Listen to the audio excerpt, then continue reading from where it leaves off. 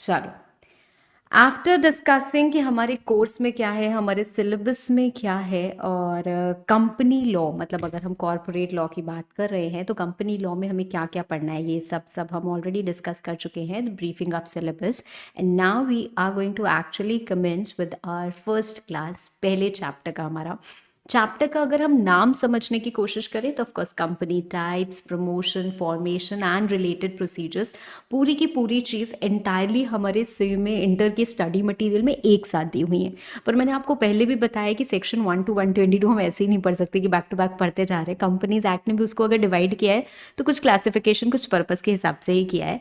तो हम एक एक करके शुरू करेंगे, पर पहले हम क्या पढ़े हैं, कंपनी के बेसिक्स, उसके बाद हम पढ़ेंगे कंपनीज एक्ट के बेसिक्स, उसके बाद हम क्या करेंगे, जो हमारा पहला चैप्टर है प्रिलिमिनरी का, ऑफ कोर्स उसमें जितना रेलिवेंट कंटेंट है हमारे सीएमए इंटर के सिलेबस में उसके हिसाब से हम काम करेंगे। तो सबसे पहली बात आती है कि कंपनी क्या होती है। तो भाई, बिजनेस करने अगर हम मैदान में उतरते हैं तो कोई ना कोई फॉर्म ऑफ बिजनेस ऑर्गेनाइजेशन तो हमको चूज करना ही पड़ता है। And undoubtedly, without a doubt, ये जो कंपनी है ना, this is the most convenient form of business organisation that you can choose अगर आपको बिजनेस करना है तो।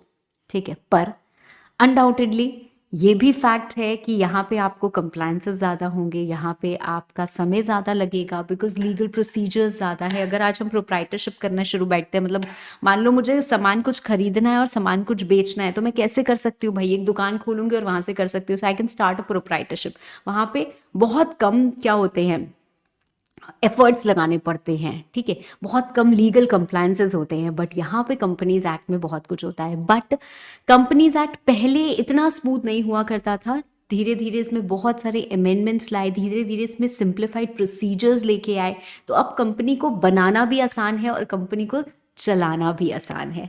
तो अगर इन जनरल हम बात करें, so it is nothing but some group of people, क्योंकि कंपनी भी क्या होती थी, the ones who had their meals together. तो मील्स के लिए काम करने वाले लोग, भाई हम क्यों काम करते हैं, खाना, रोटी, कपड़ा और मकान, उसी के लिए काम करते हैं ना। So what you work for, यार you are working for an economic purpose, you are working for carrying on some business, maybe it's for gain, it's for profit motive, और it may be otherwise also, like section 8 companies जो not for profit motive के लिए बनती है, right. तो company का मतलब क्या है, ग्रुप ऑफ पीपल और voluntary association of persons who are carrying on business for profit motive और अदरवाइज, राइट। तो ये क्या हो गया, हमारा मीनिंग ऑफ कंपनी हुआ। अभी हमने डेफिनेशन ऑफ कंपनी नहीं समझी है।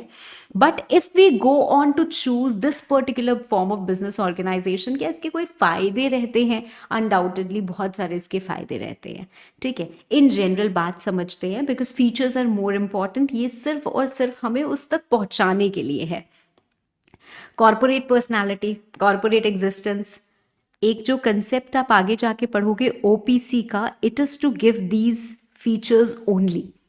एक आज प्रोप्राइटरशिप की तरह मैं काम करती हूँ, भाई मेरा पैसा डूब जाता है, वो कॉर्पोरेट एग्जिस्टेंस नहीं है, वो बहुत सारी सेपरेट लीगल एंटिटी नहीं है, परपेचुअल सक्सेशन नहीं है, तो ये सारे क्या है, मज़े नहीं है, ये सारे प्रॉब्लम्स होती हैं।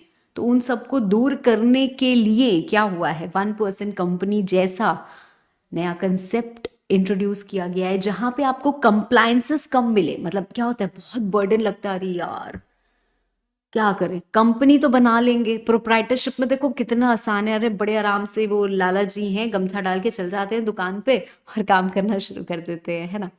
पर कंपनी बना के तो बहुत दिक्कत होगी। तो कंपनी में ऐसे कंसेप्ट इंट्रोड्यूस किए गए हैं कि आपको उसके बेनिफिट्स तो मिले, पर आपके कंप्लायंसेस क्या रहे, थोड़े से कम रहे।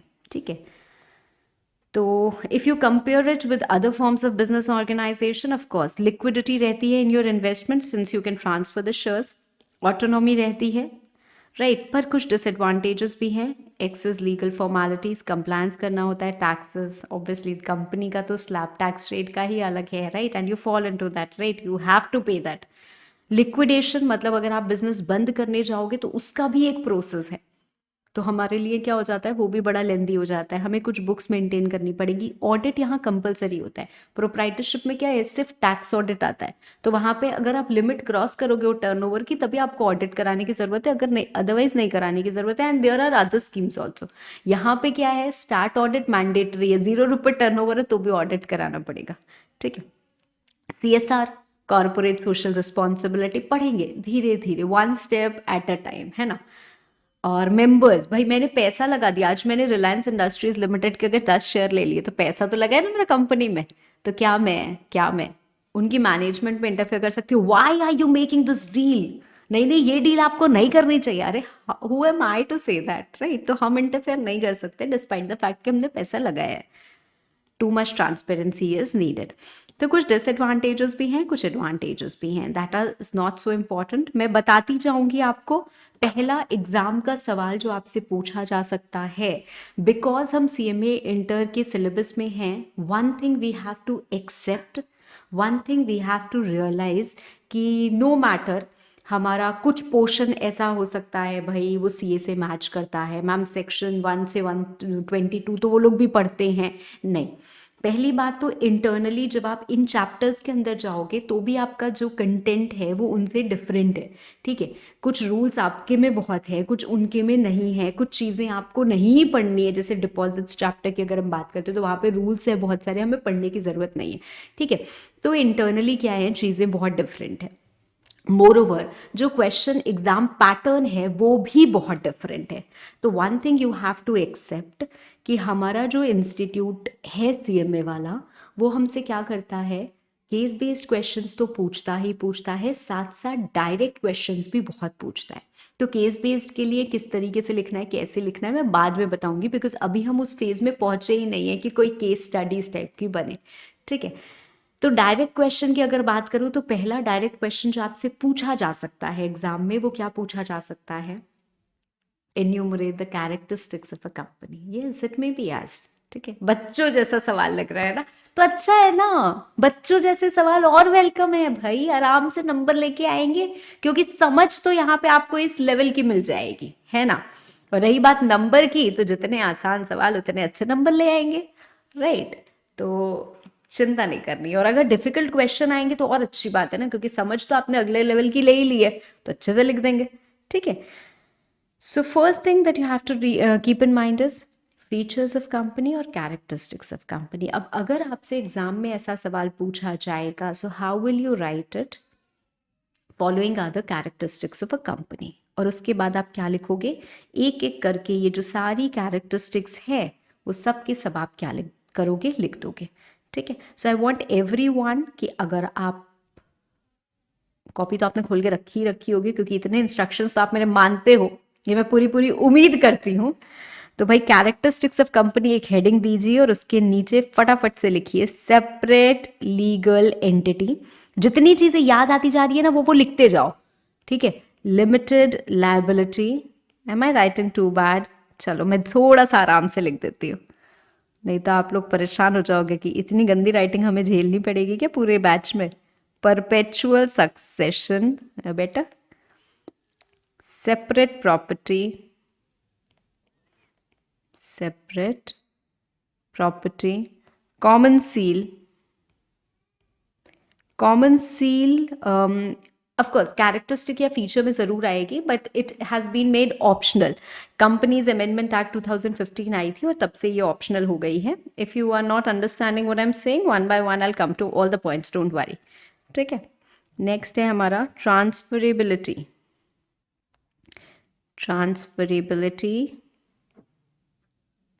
of shares, capacity to sue and be sued, ठीक है। अब आपके एग्जाम पर्सपेक्टिव से आप ये चीजें लिखोगे। अब एक एक करके हम समझते हैं। वैसे फर्स्ट कैरेक्टरिस्टिक जो आपको यहाँ पे दिख रही है वो क्या दिख रही है, आर्टिफिशियल पर्सन। तो ये क्या लिख सकते हैं मैम? हाँ बिल्कुल लिख सकते हो, बट जो मैंने आपको लिखाई है वो आप याद रखोगे फ्रॉम एग्जामिनेशन पर्सपेक्टिव, ठीक है। आर्टिफिशियल पर्सन क्या होता है भाई? कंपनी एक आर्टिफिशियल पर्सन है, पर्सन तो है बिकॉज उसको एक सेपरेट लीगल एंटिटी बनाया गया है, एक सेपरेट एग्जिस्टेंस दी गई है in the eyes of law. पर आर्टिफिशियल क्यों है? शादी नहीं कर सकते, ब्याह नहीं कर सकते, है ना, डिवोर्स नहीं हो सकता, है ना, सिटीजनशिप नहीं मिल सकती क्योंकि वो एक नेचुरल पर्सन को ही मिलती है। तो आर्टिफिशियल पर्सन मतलब कंपनी के not have Indian citizenship, company को ये जरूर बोल सकते हैं भाई तुम यहाँ रजिस्टर्ड हो तो तुम्हारी ये डोमिसाइल है, पर उसको ये नहीं बोल सकते कि तुम इंडिया के सिटीजन हो, है ना, तो वो नहीं हो सकता है। अब आते हैं हम सेपरेट लीगल एंटिटी पे। सेपरेट लीगल एंटिटी क्या होता है? कंपनी की अपनी एक अलग पहचान है, ठीक है ना। Company is a separate legal person, artificial person, it is distinguished from its share holders. मतलब इसके शेयर होल्डर्स अलग और ये अलग।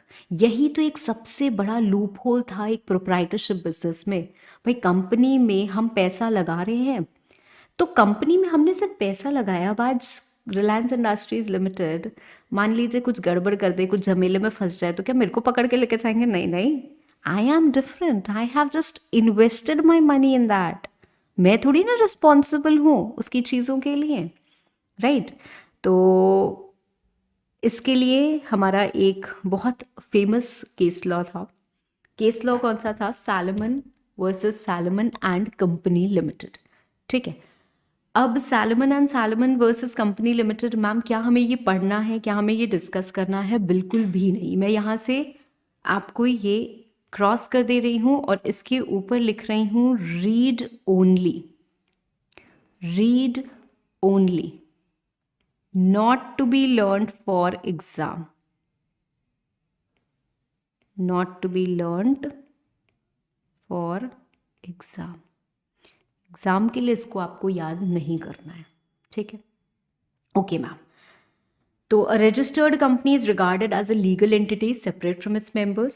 Company can own property, have own its bank account, मतलब वो अपना बैंक अकाउंट खुलवा सकते हैं, वो लोन ले सकते हैं बैंक से अपने नाम पे, कोई प्रॉपर्टी खरीद सकते हैं अपने नाम पे, कोई लायबिलिटी इनकर कर सकते हैं, किसी के साथ कॉन्ट्रैक्ट कर सकते हैं, किसी को स्यू कर सकते हैं, स्यू हो सकते हैं। ये सारी की सारी चीज़ें क्या कर सकते हैं?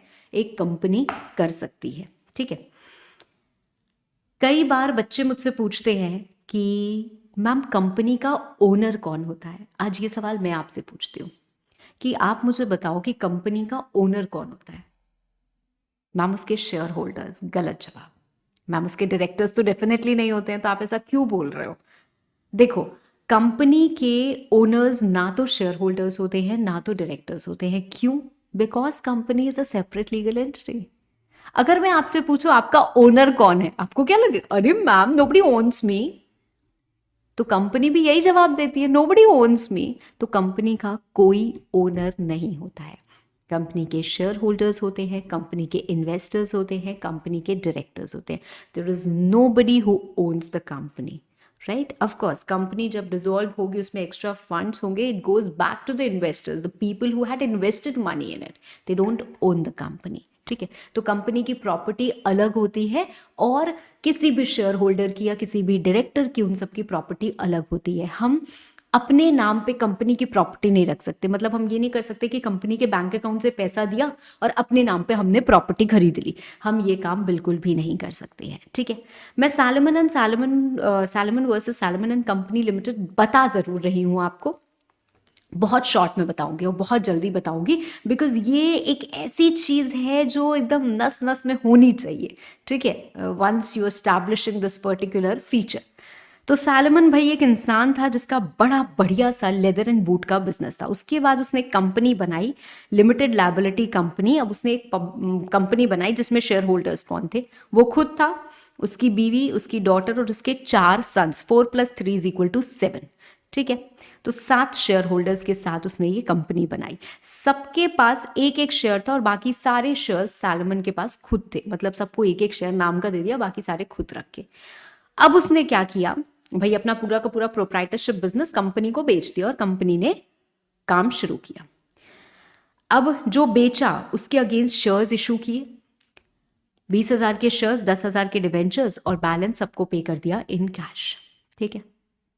नाउ हुआ क्या कि कुछ दिन तो कंपनी चली, उसके बाद कंपनी बहुत ज्यादा फाइनेंशियल डिफिकल्टी में चली गई।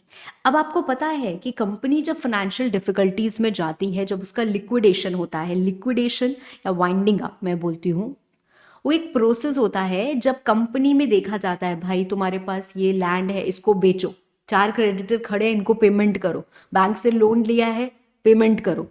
तो हम सारे एसेट्स को बेचते हैं और सारी लायबिलिटीज को पे ऑफ करते हैं, ठीक है। पर उन लायबिलिटीज को पे ऑफ करने के लिए एक सीक्वेंस होती है। पहले हम सेक्योर्ड क्रेडिटर्स को पे करते हैं। सेक्योर्ड क्रेडिटर्स मतलब जैसे हम लोन, बैंक से लोन लेने जाते हैं तो बैंक हमसे कुछ सिक्योरिटी लेती है ना, तो मतलब बैंक हमारी सेक्योर्ड क्रेडिटर हो गई। क्रेडिटर क्योंकि हमें उनको पे करना है तो वो हमारे क्रेडिटर है बैंक। और सिक्योर्ड क्रेडिटर क्यों? क्योंकि उन्होंने हमसे कुछ सिक्योरिटी ली हुई है, ठीक है। तो क्या करते हैं, पहले सिक्योर्ड क्रेडिटर्स को पे करते हैं, फिर कुछ पैसा बचता है तो बाकी क्रेडिटर्स को पे करते हैं। अब ये जो डिबेंचर्स थे जो 10,000 के इशू किए थे कंपनी ने, ये तो सिक्योर्ड क्रेडिटर्स हो गए। और ये डिबेंचर्स आइडियली है किसके पास? सैलोमन के खुद के पास है। तो ये बोला गया कि कंपनी में 10,000 रुपए जो है, 10,000 रुपए मैं बोल दे रही हूँ, obviously it is not in INR, but मैं ऐसे ही आपको समझाने के लिए बोल दे रही हूँ। तो ये 10,000 क्या किए जाएंगे? पे किए जाएंगे पहले सैलोमन को। अब लोग भड़क गए बाकी क्रेडिटर्स, उन्होंने कहा यार सैलोमन तो वो खुद है, उसी की कंपनी है, तो उसको क्यों पैसे दिए जाएंगे? पैसे आप पहले हमें दो, कुछ बचेगा तो उसको देना। तो ये होल्ड किया गया कि नहीं, in the capacity as a shareholder he is different, in the capacity as a debenture holder or a secured creditor he is different, in the capacity as a director he is different, and the company is different. So all have separate legal entity and you're not going to merge it, you're not going to mix it, right? Salomon तो सिर्फ company का agent था काम करने के लिए, ठीक है। तो in the capacity as a debenture holder he is different and he will get the payment first, ठीक है। तो ये याद करने की आपको ज़रूरत नहीं है, बिल्कुल भी नहीं। एग्जाम पर्सपेक्टिव से हमें क्या याद रखना है मैं वो भी आपको बताती जाती हूँ। यहाँ पे मैंने वैसे आपको शॉर्ट में चीज़ें लिखवा दी हैं, बट एक कंपनी जो होती है वो लीगल एंटिटी होती है सेपरेट फ्रॉम इट्स मेंबर्स, ये चीज़ें आपको याद रखनी है। And it is also an artificial person, company is an artificial person. तो जितनी चीज़ें मैंने हाईलाइट की हैं वो सारी की सारी चीज़ें आपको याद रखनी है and you will right it in the very first point जो मैंने यहाँ पे लिखवाया है सेपरेट लीगल एंटिटी के पॉइंट में, ठीक है। चलो अब बढ़ते हैं हम आगे। अगला पॉइंट है हमारा लिमिटेड लायबिलिटी का। लिमिटेड लायबिलिटी का देखो आगे चल के हम पढ़ेंगे, जब हम क्लासिफिकेशन पढ़ेंगे तो we will discuss this in elaborate that a company may be formed as a limited company और as an unlimited company also. अगर वो लिमिटेड कंपनी होती है तो it could be limited by shares, it could be limited by guarantee. Limited मतलब limit है ना। किस पे लिमिट है? लायबिलिटी पे लिमिट है। किसकी लायबिलिटी पे लिमिट है? मेंबर्स की लायबिलिटी पे लिमिट है, कंपनी की लायबिलिटी पे लिमिट नहीं है। हमें लगता है यार कंपनी की लायबिलिटी लिमिटेड है, नहीं नहीं। लिमिटेड लायबिलिटी कंपनी का मतलब the liability of members of the company is limited. कैसे मैम? प्रोप्राइटरशिप बनी, आपने बैंक से लोन लिया 5 लाख का, आप नहीं दे पाए, ठीक है, आपका बिजनेस डूब गया, आपके पास एक घर है, वो घर बेच के अपना 5 लाख रुपए ले जाएंगे। Why? Because in proprietorship business the person who has invested the money his liability is not limited, unlimited है, तो उसके पर्सनल एसेट्स भी अटैच हो जाते हैं। कंपनी के केस में क्या होता है, हमने पैसा लगाया, कितना लगाया पैसा?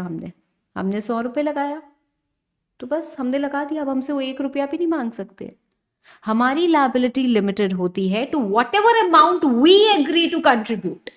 अगर हमने बोला है कि हम आपके 1 शेयर लेंगे और आपका 1 शेयर 1,000 रुपए का है, हमने आपको पूरे 1,000 रुपए दे दिया, हमने अपनी बात बोल दी और हमने अपना वादा निभा दिया, अब आप हमसे 1 रुपया भी मांग नहीं सकते हो। समझ में आई बात? अगर हमने आपको बोला हम आपका 1 शेयर लेंगे और वो शेयर 1,000 रुपए का, उस पर अभी हमने 500 रुपए दिए, तो अब आप हमसे 500 रुपए मांग सकते हो। मतलब मेरी liability is limited to the amount unpaid on shares held by me. तो सिर्फ 500 रुपए तक की ही मेरी लायबिलिटी होगी। इसी तरीके से गारंटी कंपनी होती है, तो वहां पे क्या होता है, हमारी लायबिलिटी लिमिटेड होती है जितना भी अमाउंट हमने गारंटी पे लिया है, ठीक है। मतलब गारंटी दी है। अगर मैंने बोला है कि यार कम पड़ेंगे पैसे तो 1 लाख की मेरी गारंटी है, तो 1 लाख तक की ही मेरी लायबिलिटी है। उससे ऊपर कितना भी कंपनी को नुकसान हो जाए, कितना भी क्रेडिटर्स के पैसे डूब जाए, आके मेरे से नहीं मांग सकते पैसे। मेरा घर है, मेरा बंगला है, मेरी गाड़ी है, वो सब नहीं बेच सकते हैं। ठीक है, तो ऐसा हो सकता है। बाकी इसको हम और डिटेल में डिस्कस करेंगे when we go to the classification part. ठीक है, ओके। तो मैम एक बात बताइए कि यहाँ पे फिर हमें क्या करना है, क्या लिखना है लिमिटेड लायबिलिटी में? लिमिटेड लायबिलिटी में बच्चों you will write that a company may be limited either by shares और by guarantee, either by shares और बाय गारंटी। ठीक है, ना इट डिपेंड्स। अगर आपका क्वेश्चन अच्छे खासे मार्क्स का है, मतलब 7 8 मार्क्स का है, तो आपको क्या करना पड़ेगा, इनको भी दोनों को शॉर्ट में समझाना पड़ेगा। अगर कम नंबर का है तो क्या करना पड़ेगा, सिर्फ इतनी लाइन भी लिखेंगे फर्स्ट वाली तो भी हमारा चल जाएगा। ठीक है, अगला आता है हमारा परपेचुअल सक्सेशन। परपेचुअल सक्सेशन क्या होता है? अरे यार, कोई आए कोई जाए, सालों की फर्क पड़ता है ना। हमारी कंपनी तो चलती जाएगी, एकदम बिंदास चलेगी। क्यों, कैसे चलेगी मैम? मान लो एक प्राइवेट कंपनी है जिसको 4 फ्रेंड्स ने बनाया। अब अनफॉर्चुनेटली वो 4 फ्रेंड्स जा रहे थे गोवा की एक ट्रिप पे और उनका हो गया accident and all 4 members died. कैसे चलेगी company? What is perpetual succession, कैसे होएगा? अब देखो, कंपनी बनी थी मान लो XYZ प्राइवेट लिमिटेड, तो क्या कंपनी बंद हो गई उनके मरने से? The answer is no, company तो अभी भी है। तो मैम कंपनी को अब चलाएगा कौन? The company's shares will be transmitted to their legal heirs. ठीक है, और ऑटोमेटिक ट्रांसमिशन भी हो जाता है, you just have to inform, बहुत ज़्यादा वो भी नहीं होता है। ठीक है, तो अब क्या हो रहा है, ये जो 4 फ्रेंड्स थे इनके कोई लीगल हेयर्स होंगे ना, तो उनके पास क्या हो जाएगा, शेयर्स ट्रांसमिट हो जाएंगे, they become the new share holder. और ये जो नए शेयर होल्डर हैं they can elect the new director. अगर डायरेक्टर ऑलरेडी रन कर रहा था कोई दिक्कत नहीं है, इनको हटाना है तो हटा भी सकते हैं। ठीक है, तो वो डायरेक्टर्स क्या करेंगे भाई, काम कर रहे हैं। ठीक है, एंड दिस मेंबर्स कम। तो कंपनी को कुछ थोड़ी ना हुआ, कंपनी तो आज भी चल रही है, so the company goes on forever. Fine, so members में चेंज और die but the company goes on forever, except जब उसको एक्चुअली वुंड अप किया जाता है तो। ठीक है, कॉमन सील क्या है? Common seal is official signature of the company as per companies amendment act 2015। Requirement of having a common seal has been made optional, तो ये कंपलसरी नहीं है अब। पहले क्या होता था, कंपनी के बिहाफ पे कोई भी डॉक्यूमेंट बन रहा है तो उस पर कंपनी की सील लगती थी, अब ऐसा नहीं होता है। ठीक है, तो अब मैम कंपनी की अगर सील नहीं है तो कौन साइन करेगा भाई? 2 डायरेक्टर्स, या जहां पे हमारे कंपनी सेक्रेटरी होता है वहां एक डायरेक्टर और कंपनी सेक्रेटरी वो साइन कर देते हैं, तो ऑफिशियल सिग्नेचर वो बन गया है। ठीक है, जहां पे कॉमन सील है अच्छी बात है, नहीं है तो कोई दिक्कत नहीं है। ठीक है, फिर आते हैं हम transferability of shares. Transferability of shares, इसमें हमारी 2 चीजें आ जाती हैं, एक artificial person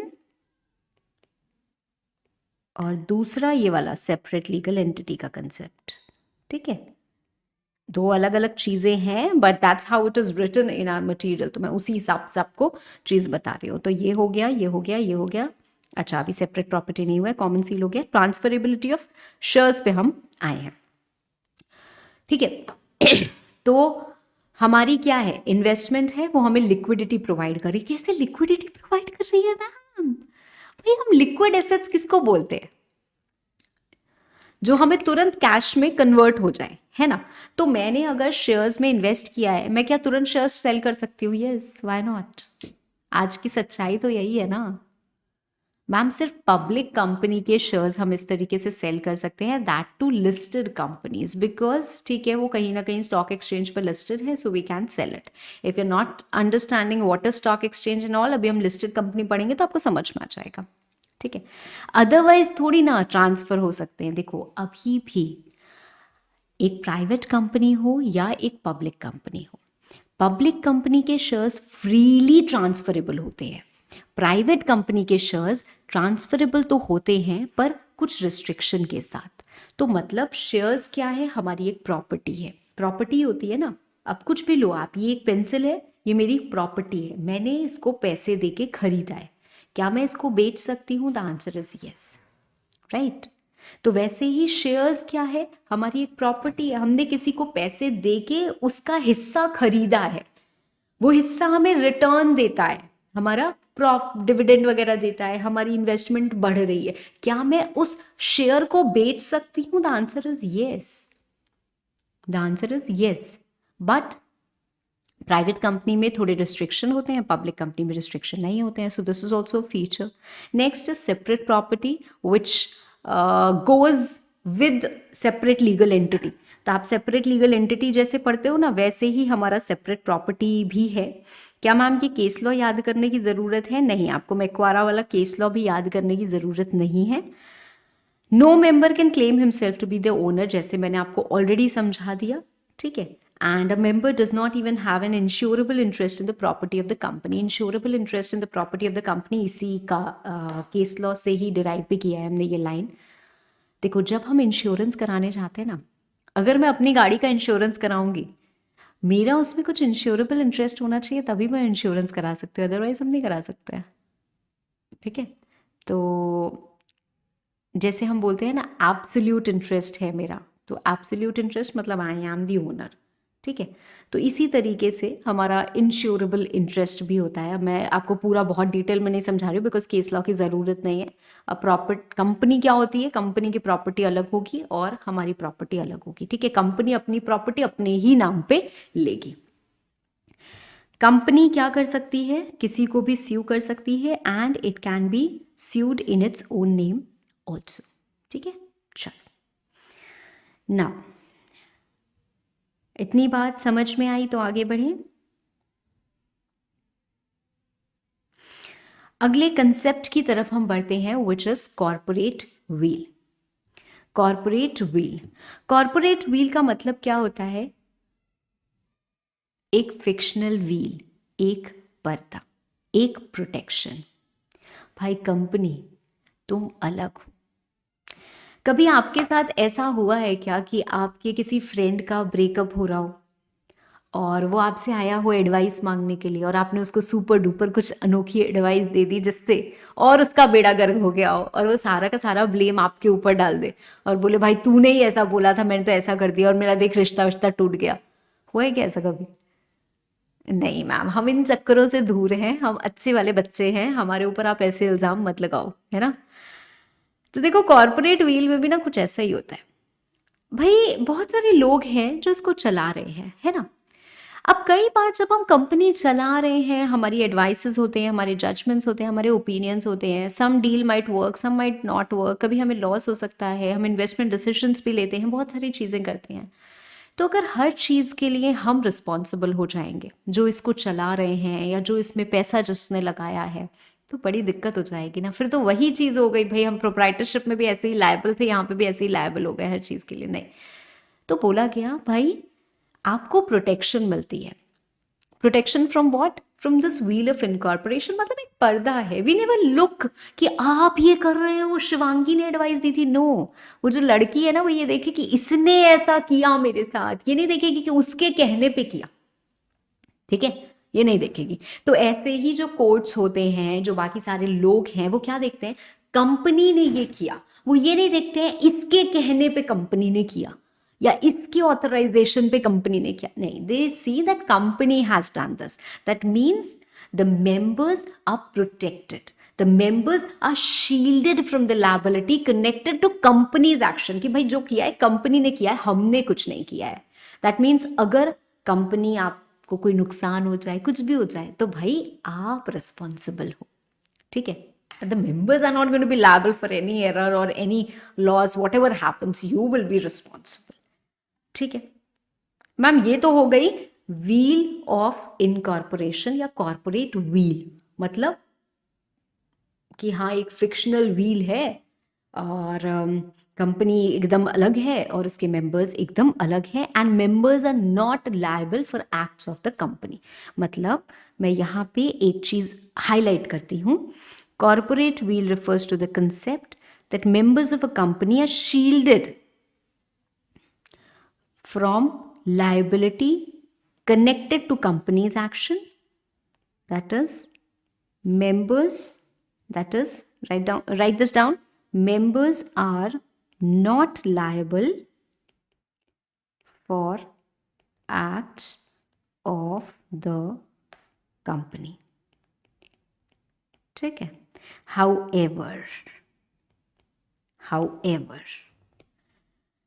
when law disregards the corporate entity and pays regard to members behind the legal facade, it is known as lifting of corporate wheel. अब हम क्या कर रहे हैं? अब हम बोल रहे हैं भाई तू पर्दा हटा, तू बता कि किसके कहने पे तूने ऐसा किया. क्यों हमें ऐसा करना पड़ता है? बहुत सारे रीजंस होते हैं कि ऐसा करना पड़ता है. कई बार ऐसा भी होता है भाई, कंपनी ने लोगों के साथ बहुत धोखाधड़ी की, वो बेचारी मासूम सी कंपनी तो नहीं कर सकती. और तुम जो पीछे लोग बैठे हो ना, जो बोल रहे हो यार कंपनी को होगा ना जो होगा, हम तो बच जाएंगे, आप क्या कर रहे हो? अपनी जेबें भर रहे हो ये फ्रॉड कर करके कंपनी के नाम पे. तो आप इसका नाम यूज करके खुद गलत काम कर रहे हो. तो क्या कोर्ट चुपचाप बैठे रहेंगे और तमाशा देखते रहेंगे कि नहीं नहीं हम ही ने तो लॉ बनाया है कि कॉर्पोरेट व्हील है, वो हटाएंगे लॉ? हटाओ, लिफ्ट कर देंगे इस कॉर्पोरेट व्हील को, वो पर्दा उठा देंगे और देखेंगे, they look behind the real persons कि कौन है भाई, कौन है, चेहरा तो दिखाओ, और उसको पनिश करेंगे. ठीक है, उसको पनिश करेंगे. क्या मैम सच में ऐसा होता है? हाँ यार, सच में ऐसा होता है. अभी आप कंपनीज एक्ट पढ़ना तो शुरू करो. सबसे पहले आप जब पढ़ोगे क्या कहते हैं प्रोस्पेक्टस, वहां पे आपको सबसे अच्छा ये समझ में आएगा. प्रोस्पेक्टस के प्रोविजंस पढ़ोगे ना तो देखो कि प्रोस्पेक्टस क्या होता है? ऑफर डॉक्यूमेंट होता है. वो दिखा दिखा के लोगों से हम पैसे ले रहे हैं, पब्लिक ऑफर दे रहे हैं, हमारे शेयर लो, हमारे शेयर लो, हमारे शेयर लो, देखो हम ये करने वाले हैं, वो करने वाले हैं, हमारे साथ ये जुड़ा है, वो जुड़ा है, ऐसा करके दिखाया हमने. और लोगों से क्या किए? पैसे लिए. वो सब गलत इंफॉर्मेशन डाल दी थी. भाई गलत इंफॉर्मेशन डाली किसने? अब बताओ, कंपनी तो नहीं डालेगी. और पीछे वाले जो लोग हैं वो बोल रहे हैं we are protected by corporate veil, company के एक्शंस के लिए हम रिस्पॉन्सिबल नहीं है. भाई तुम ही रिस्पॉन्सिबल हो, उन्हीं को पकड़ के जेल में डालो, उन्होंने ही लोगों का पैसा डुबाया है. तो ऐसा जगह जगह कंपनीज एक्ट में स्टैट्यूटरी प्रोविजंस में दिया हुआ है. ठीक है, इसके अलावा आते हैं कुछ जुडिशियल इंटरप्रिटेशंस. मतलब इन द पास्ट कोर्ट्स में ये फैसला हुआ है कि नहीं नहीं, ये सेपरेट लीगल एंटिटी और कॉर्पोरेट व्हील को हटाओ, हमें एक्चुअल में दिखाओ कि कौन ये काम कर रहा है, हम उसको रिस्पॉन्सिबल ठहराएंगे, हम उसको पनिश करेंगे, हम उसको ही मानेंगे कि नहीं वही है, या आप दोनों एक ही हो. ठीक है. So in the past many a times courts have found it necessary that we need to lift this corporate wheel and look behind the real persons कि किसने ये गलत काम किया है. तो उसके कुछ यहाँ पे हमें केसेस दिए हुए हैं. Okay, to punish for contempt of court, and there are many cases, right? तो एक एक करके we'll discuss the cases. Of course, for examination perspective, क्या हमें ये केस लॉज याद करने की जरूरत है? The answer is yes. ठीक है, बट देखो केस स्टडी और केस लॉ अलग अलग चीज होती है. केस लॉ का मतलब है पास्ट में जो कोर्ट में केसेस उठ के गए हैं उनका फैसला क्या निकल के आया है. ठीक है, अब केस लॉ जब होता है ना तो उसमें क्या होता है, एक होता है पूरा का पूरा स्टोरी कंटेंट, क्या हुआ क्या नहीं हुआ, और एक होता है कंक्लूजन. तो कोर्ट ने ये फैसला सुनाया, तो हमें क्या करना है? हमें सिर्फ और सिर्फ कंक्लूजन याद रखना है. हमें हिस्ट्री, ज्योग्राफी, स्टोरी से कोई मतलब नहीं है. बट मैं समझाने के लिए आपको स्टोरी भी बताऊंगी एंड देन मैं ये भी बताऊंगी कि आपको क्या करना है और कैसे लिखना है. तो सेकंड सवाल जो आपसे एग्जाम में पूछा जा सकता है वो ये पूछा जा सकता है, what do you mean by corporate veil? State the cases where corporate veils have been lifted by the courts in the past. ठीक है, तो आपको ये सारे के सारे जुडिशियल इंटरप्रिटेशंस लिखना होगा. पहले आप ये कॉर्पोरेट व्हील का ये जो मैंने मतलब दिखाया वो लिखोगे, कब लिफ्ट हो जाती है वो लिखोगे, एंड उसके बाद ये सारे के सारे हम केसेस लिखेंगे. ठीक है, चलो. तो पहला केस क्या है हमारा? Protection of revenue. ठीक है, प्रोटेक्शन ऑफ रेवेन्यू. डिनशॉ मेनेगजी पेटेट. क्या हुआ था? बड़े अमीर आदमी थे यार, बड़ा पैसा इनके पास। अब बड़ा पैसा जिसके पास होता है उसको बड़े बड़े टैक्सेस भी देने पड़ते हैं। तो ये जो डिनशॉ जी हैं ना, Dinshaw, very rich, very rich, very wealthy man, ठीक है। तो ह्यूज इनकम, ह्यूज इनकम कहाँ से आ रही थी? Huge income from, please make this, हाँ मतलब ये लिख लो, नॉट नीडेड फॉर एग्जामिनेशन, मतलब इसको याद करने की बिल्कुल ज़रूरत नहीं है, बट फिर भी आप लिख लीजिए। Huge income from dividends and interest. अब इनको लगा कि यार क्या करें, हमें टैक्स बहुत देना पड़ेगा, तो टैक्स को बचाने के लिए इन्होंने क्या किया? फॉर्म्ड 4 कंपनीज, 4 कंपनी बनाई।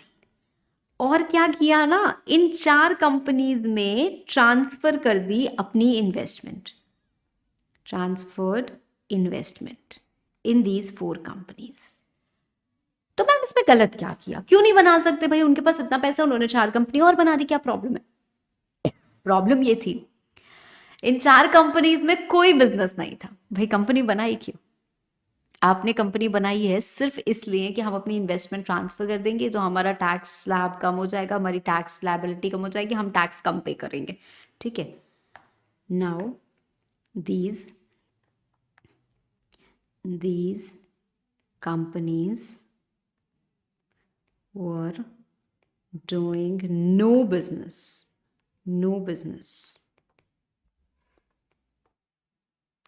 ठीक है, कोई बिजनेस नहीं कर रही थी। In fact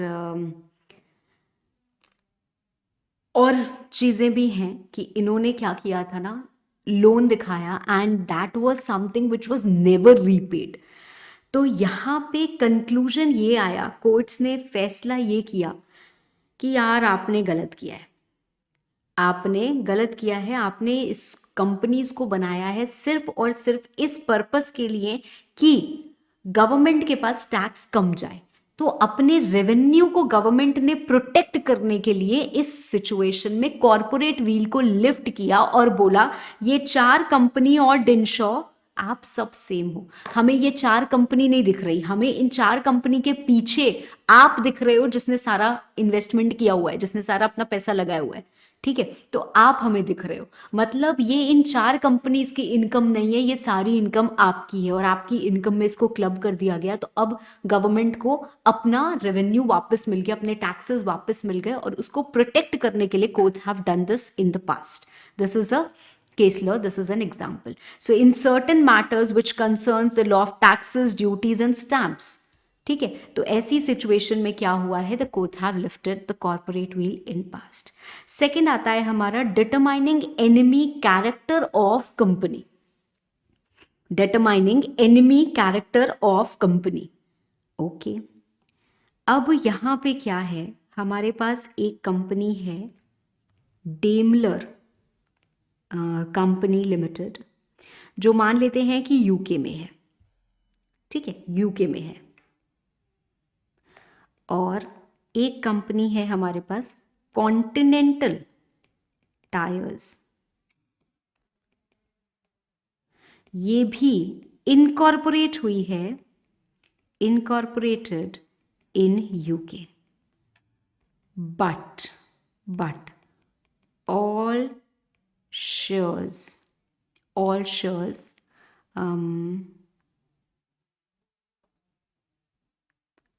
were held by German residents,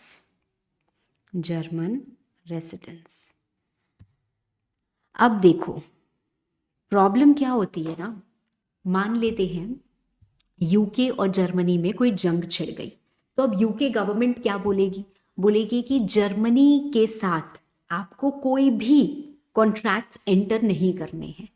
अब एक ऐसी कंपनी कॉन्टिनेंटल टायर्स जो बनी तो यूके में ही है, तो ये कंपनी और ये कंपनी क्या आपस में कॉन्ट्रैक्ट कर सकते हैं? हाँ मैम कर सकते हैं, कोई दिक्कत नहीं होनी चाहिए, क्योंकि ये एनिमी थोड़ी ना है, ये एनिमी थोड़ी ना है। एनिमी कौन होती है? When two countries are at war, तो वहां के रेसिडेंट्स या वहां की कंपनीज हमारे लिए एनिमी हो जाती है, तो हम उनके साथ कॉन्ट्रैक्ट में इंटर नहीं करते, गवर्नमेंट अलाउ नहीं करती है, ठीक है। तो अब ये दोनों क्या कर सकते हैं? आपस में कॉन्ट्रैक्ट कर सकते हैं। बट भाई देखो तो यहाँ से सारा पैसा कहाँ जा रहा है? तो ऐसे नॉर्मली ये कंपनी अलग होती है और इसके मेंबर्स अलग होते हैं, ये सेपरेट लीगल एंटिटी है। But to determine the enemy character, कि भाई ये एनिमी तो नहीं है, तब हम क्या करते हैं? उसका नकाब उठाते हैं और देखते हैं कि इसके मेंबर कौन है। और ये जर्मन वाले, ना ना ये तो एनिमी हो गई, ठीक है। समझ में आई बात? So company being an artificial person cannot be an enemy or friend obviously, but during war it may become necessary to lift the corporate wheel and see the persons behind it to determine कि ये friend है या enemy है, ठीक है। तो इस situation में ये होता है। नेक्स्ट आता है हमारा prevention of fraud. Prevention of fraud, now इसमें आइडियली हम बात करें तो ये जो केस है ना, ये दोनों एक ही टाइप का है। ये जो Gilford motor company versus Horne है या जो जोन्स वर्सेस लिपमैन है, दोनों में ही फ्रॉड या दोनों में ही इलीगल चीज़ों की बात की गई है। शॉर्ट में बता देती हूँ। जोन्स वर्सेस लिपमैन की अगर हम बात करें तो क्या हुआ भाई, दो लोगों के बीच में कॉन्ट्रैक्ट हुआ। उसने कॉन्ट्रैक्ट किया कि मैं अपना लैंड बेचूंगा, बाद में उसको वो लैंड नहीं बेचना था, ठीक है। उसको लगा कि नहीं मुझे लैंड नहीं बेचना है।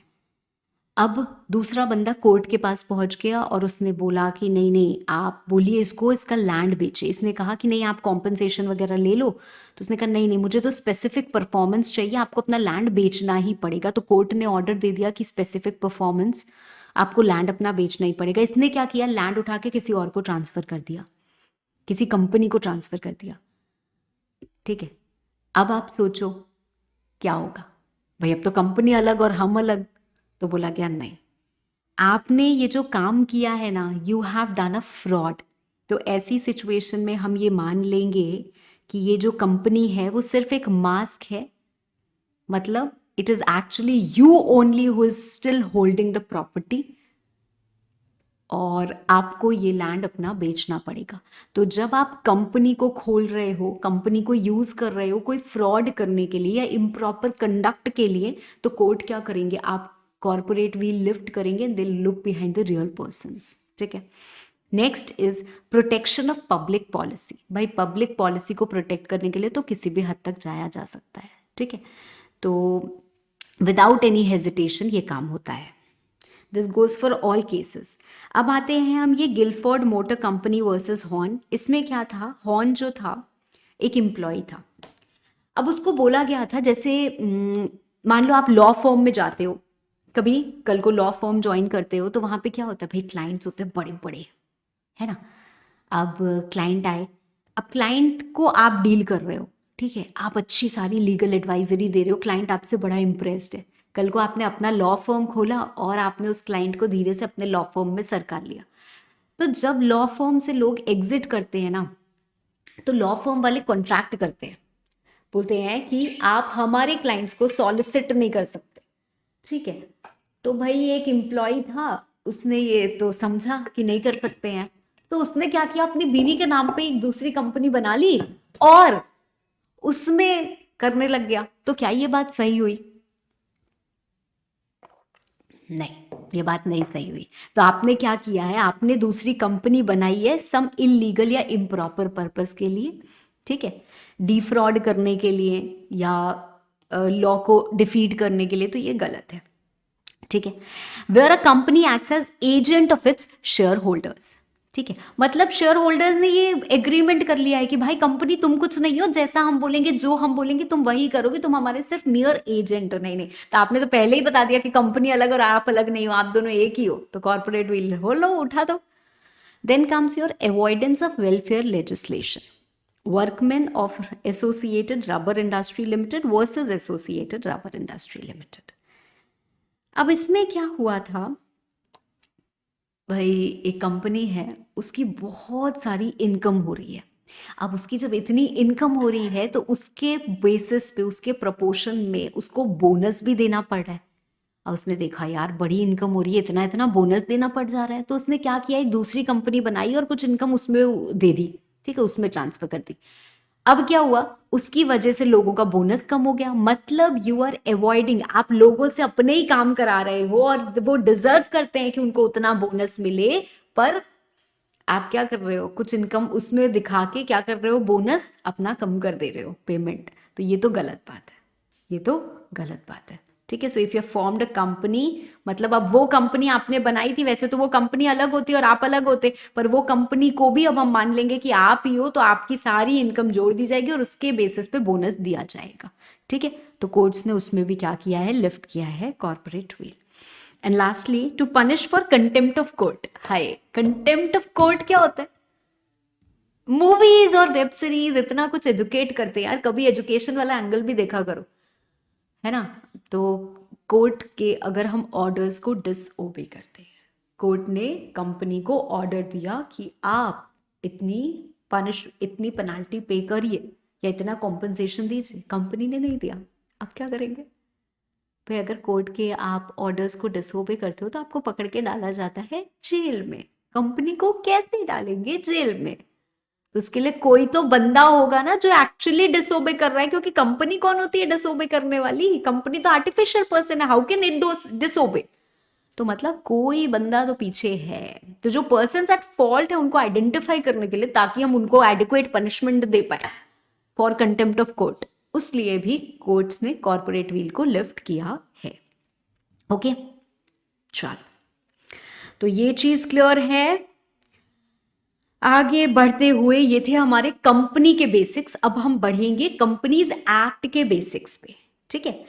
तो ये कुछ सेक्शन नंबरिंग है जो आपको यहाँ पे दिख रही होगी, जो आपको पढ़नी है, जो आपको समझनी है।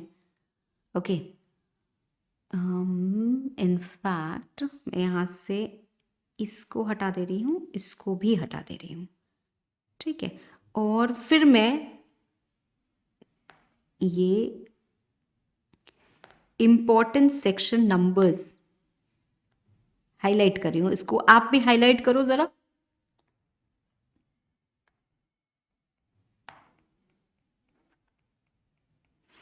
ठीक है, तो जिन जिन के आगे हमने स्टार लगाया है वो क्या है, हमारे इंपॉर्टेंट डेफिनेशंस है, इंपॉर्टेंट डेफिनेशंस है, ठीक है। मतलब मैम हम जब इनकी डेफिनेशंस पढ़ेंगे तो इनके जो सेक्शन नंबर्स हैं वो हम याद करने की कोशिश करेंगे, बाकी हमको सबके याद करने की जरूरत नहीं है, ठीक है। चलो, कंपनी की डेफिनेशन पे आते हैं। कंपनी की डेफिनेशन सेक्शन 2 क्लॉज 20 में दी हुई है। If what is a company? Company का मतलब जो इस कंपनीज एक्ट 2013 में इनकॉर्पोरेट हुई है या फिर प्रीवियस कंपनी लॉ में इनकॉर्पोरेट हुई है। प्रीवियस कंपनी लॉ मतलब companies act 1956, 1913 and so on, ठीक है। Basics we have already discussed, citizenship में बता चुकी हूँ, कॉर्पोरेट व्हील में बता चुकी हूँ, ठीक है। कंपनीज एक्ट 2013 ओरिजिनली जब आई थी, it came up with 470 section, 7 schedules, 29 chapters, rules हैं, और ये हमारी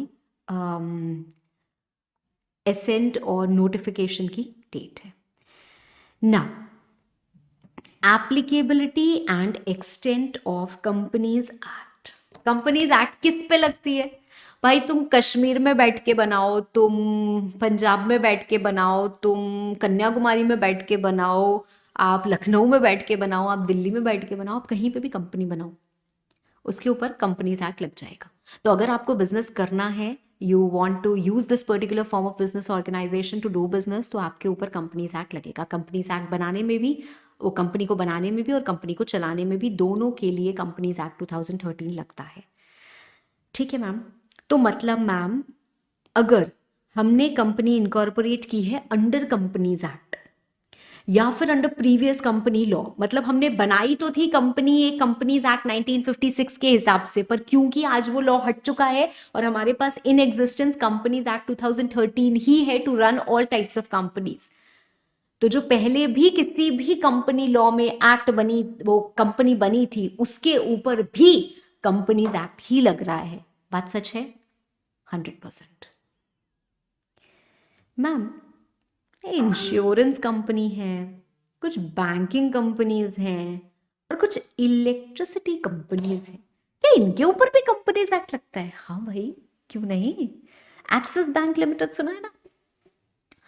तो क्या है, बैंक भी है और लिमिटेड भी लगा है, मतलब कंपनी भी है। तो ये क्या होती है मैम? ये कंपनीज एक्ट के तहत इनकॉर्पोरेट होती हैं, ये बैंकिंग का लाइसेंस ऑब्टेन करती हैं। दे ऑब्टेन बैंकिंग लाइसेंस और उसके बाद वो बैंक वाले काम करती हैं, बिकॉज हर कंपनी कुछ ना कुछ काम करती है ना, तो वो बैंक वाले काम करते हैं, बैंकिंग ऑपरेशंस वाले काम करते हैं। उनको लाइसेंस कौन देता है? आरबीआई देता है, ठीक है। तो क्योंकि ये बैंक होती हैं तो इनके ऊपर बैंकिंग रेगुलेशन एक्ट भी लगता है।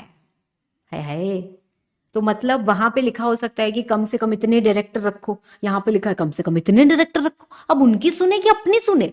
कंपनीज एक्ट भी हमको बहुत सारे प्रोविजन बोलती है और वो बैंकिंग रेगुलेशन एक्ट अलग प्रोविजन बोलती है। बैंकिंग रेगुलेशन एक्ट में लिखा है कि आप अपने फाइनेंशियल स्टेटमेंट्स बनाओ इस पर फॉर्मा में, मतलब फॉर्मेट अलग दिया है उन्होंने। और यहाँ पे कंपनीज एक्ट में एक अलग फॉर्मेट दिया हुआ है कि सारी कंपनीज को ऐसे अपने फाइनेंशियल्स बनाने। अब इसकी सुने कि उसकी सुने? हाय, ये तो एकदम जैसे शादी होती है ना जब किसी लड़के की, तो उसका क्या हाल होता है कि बीवी की सुने कि माँ की सुने, वो ऐसे कंफ्यूज हो जाता है ना। जब तक बीवी और जब तक माँ एक जैसी बात बोल रही है तब तक तो कोई दिक्कत नहीं है, दोनों की सुनते रहो।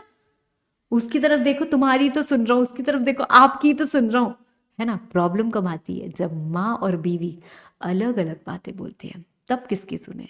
माँ की सुनो, माँ की सुनो। भाई माँ से ऊपर कोई नहीं हो सकता है, ठीक है ना। माँ की सुनो। यहाँ पे माँ कौन है? Banking regulation act, insurance act, एडा act, electricity act, those RBI regulations, ये क्या है? ऊपर है मैम। कंपनीज एक्ट से ऊपर है, मतलब कंपनीज एक्ट बीवी है और ये सब माँ है। हाँ, ऐसा ही है। तो जब कभी कलेश होगा ना दोनों के बीच में, wherever there will be inconsistency between the two, what will you follow? The specific act, mother, right. So companies act ऐसी कंपनीज पे भी लगता है, पर तब तक ही लगता है जब उनकी वाली एक्ट भी सेम बात कहती है या कोई इनकंसिस्टेंसी नहीं होती है। मतलब या तो वो कुछ कह ही नहीं रही है तो आप इसी की मानते जाओ मानते जाओ मानते जाओ, पर जब ऐसी सिचुएशन आती है जब ये कुछ और कहती है आप कुछ और कहते हो, तो आप उनकी बात मानोगे। जैसे बैंकिंग रेगुलेशन एक्ट के हिसाब से हमारी जो फाइनेंशियल्स बनती है वो अलग फॉर्मेट पे बनती है। सो अब बैंकिंग कंपनी का आपने देखा होगा कि जो फाइनेंशियल्स का फॉर्मेट होता है it is different, electricity companies का डिफरेंट होता है, इंश्योरेंस कंपनीज का डिफरेंट होता है, तो वो अपनी रिस्पेक्टिव एक्ट्स के हिसाब से काम करेंगे। Okay, so they will follow the provisions of insurance act except where they are inconsistent. So कहीं पे भी इनकंसिस्टेंसी आती है तो they follow their specific acts, ठीक है। जो कंपनीज एक्ट के प्रोविजंस हैं वो किसी भी और कंपनी पे भी लग सकते हैं which is governed by special act for the time being in force, and वो उस बॉडी कॉर्पोरेट पे भी लग सकते हैं जिसको सेंट्रल गवर्नमेंट नोटिफाई करे। There is a difference between company and body corporate. आपको अगले क्लास में प्रोबेबली ये समझ में आ जाएगा, ठीक है। फिलहाल मैं नहीं बता रही हूँ, ठीक है। पर बॉडी कॉर्पोरेट और कंपनी में अंतर होता है, ठीक है। सो एबीसी, अच्छा, क्या मैम किसी बॉडी कॉर्पोरेट को नोटिफाई किया है? हाँ, एनएचएआई सुना होगा आपने, एफसीआई सुना होगा आपने, food corporation of India, national highways authority of India. तो इसको क्या किया है? गवर्नमेंट ने नोटिफाई किया है। तो गवर्नमेंट क्या नोटिफाई कर सकती है किसी को? हाँ, कर सकती है, और बोल सकती है कि आपके ऊपर भी कंपनीज एक्ट लगेगा। अब एबीसी लिमिटेड एक कंपनी है जो इनकॉर्पोरेट हुई थी 1 जनवरी 1912 को अंडर कंपनीज एक्ट 1882, मतलब ये प्रीवियस कंपनी लॉ हो गया। क्या इनके ऊपर कंपनीज एक्ट 2013 लगेगा? हाँ। क्यों? क्योंकि कंपनीज एक्ट 2013 उन कंपनीज पे लगता है जो इस एक्ट में इनकॉर्पोरेट हुई हैं, साथ साथ प्रीवियस कंपनी लॉ में इनकॉर्पोरेट हुई हैं तो उनके ऊपर भी लगेगा। समझ में आई बात? चलो, in the next class we will commence with the classification of companies, right? Thank you.